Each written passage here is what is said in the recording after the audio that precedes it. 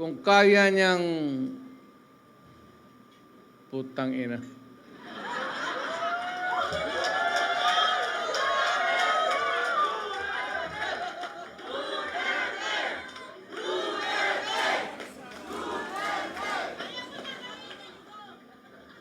Alam mo kung ako ang durugista, kung may ganoon ako, at bakit sa utak ko, bakit hindi? Total, kasama ko naman sa presidente sa hit-hitan. So, yung baski yung mga pulis, pati military, medyo, ano sila? Because of the incongruity. Hindi magkasya eh. Meron isang presidente na talagang bangag.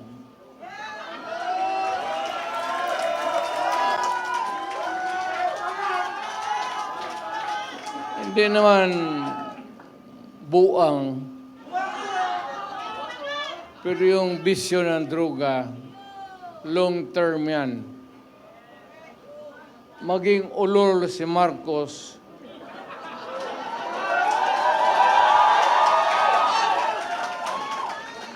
kung maybe constant use of heroin, aabot pa siguro siya ng 80. Pero pagdating sa panahon na yan, hindi na siya gumagalaw. Either nakatindig lang yan sa kwarto niya o natutulog. Ganito na lang. Marami tayong problema.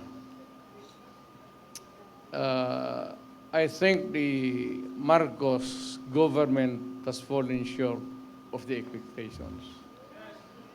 Ako, hindi ko ma-compare kasi pwede kong sabihin, mas mabuti siya ngayon kaysa aking panahon. I can even concede na ganon ang nangyayari. Pero it would not be a good reason for you to solve the problem just because you're doing right, more rights than the wrong ones that the other guy had committed in the past. Na ibig sabihin dyan, kung sabihin, wala yun si Duterte, mahina kasi ganun. Okay. But it's not me. It's the Filipino people. Ang tignan mo ang Pilipino, huwag kang magturo dyan sa mga kalaban mo, kagaya ko, kasi ako, hindi na ako kandidato. Ngayon, kung mag-usap tayo, ang pag-usapan natin kung ano ang mga tao na pwede nating gawin na makatulong sa atin, mailagay dyan sa Senado para paski batas na lang ang habulin natin or a policy that is enunciated by Congress, particularly about the drug problem and itong ekonomiya. Itong ekonomiya, mabigat to. Walang bright dito. But at least naman yung sabi ko pagkain, sana mahanapan nila ng paraan. Talagang tumataas eh. Kaya I don't know how it operates now, but if you continue to practice democracy, we have to have a Senate na kailangan nandyan even to persuade any sitting government to do what is right. So, nakikita ko si Philip Salvador, ang naalaala ko sa kanya, artista siya. Mahusay na artista. Kaya idol ko siya, yung mga sine niya, pinapanood ko. Tinitignan ko siya kung paano niya yakapin yung mga babae at paano niya nakalikan.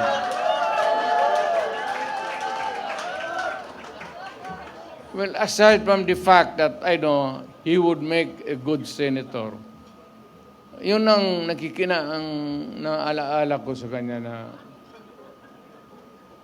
parang durog talaga ang babae sa yakap at pagmamahal. Now we have Atty. Rodriguez. Galing yan sa administration. Alam mo, mag-isang tao, importante talaga to. Importante ito. Baski kami, alam namin, baski yun ang nakakilala sa akin personal. Importante ang tao na may prinsipyo. At ang isang nakita ko na Pilipino na may prinsipyo na umalis sa trabaho niya because the dynamics of the position of which he was there in Malacanang was no longer right.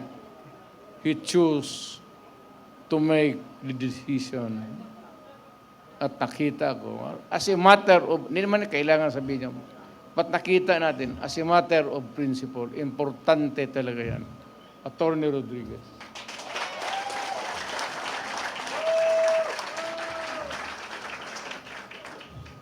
Itong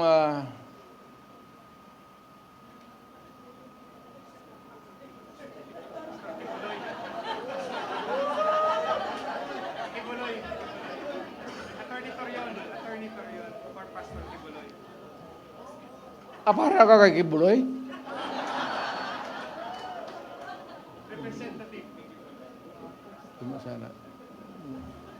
Si Pastor.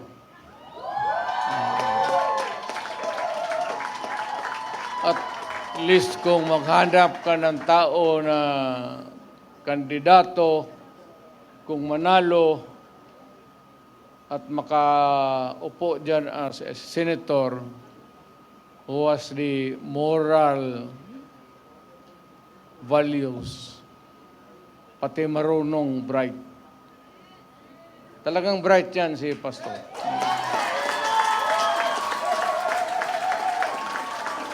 Hindi lang ninyo narinig kasi pastor eh. Ang ina yung sinasabi, yung ganon, ang mga apostoles, ano ba naman yung apostoles ginawa? Dito tayo sa politika ito eh. So, si Pastor Kibuloy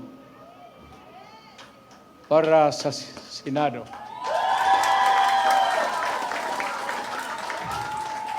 Itong tao na itong sunod na sinasabi ko, humahanga talaga ako sa integrity pati yung utak. Abogado, pareho kami abogado eh. Puto pa nagsalita ito, hindi ko naman kilala to, but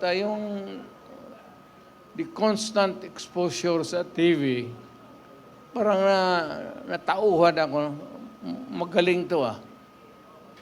Alam niya, sinasabi niya, pati tatanong-tanong ako, talagang is one of the upright na tao na bira mong makita ng ganun. Yung mga bright na, karihan kasi ng mga bright, mga gago eh. Haloan nila yung trabaho nila ng kagaguhan. Alam mo, ako talaga, it was I who sought him. Ako naghanap sa kanya para makilala ko siya. talagang bumilib ako sa kanya. Marcoleta for Senator.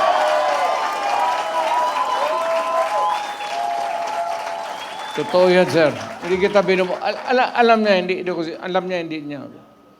Pangulong Bongbong Marcos tila nagpasaring sa kampo ng mga Duterte sa isang kick-off na ginawa sa Ilocos Norte upang ipakilala ang mga senador na kanyang iniindorso. Ngunit hindi nakaligtas si Pangulong Marcos sa pambabatikos ni Kaado Paglinawan.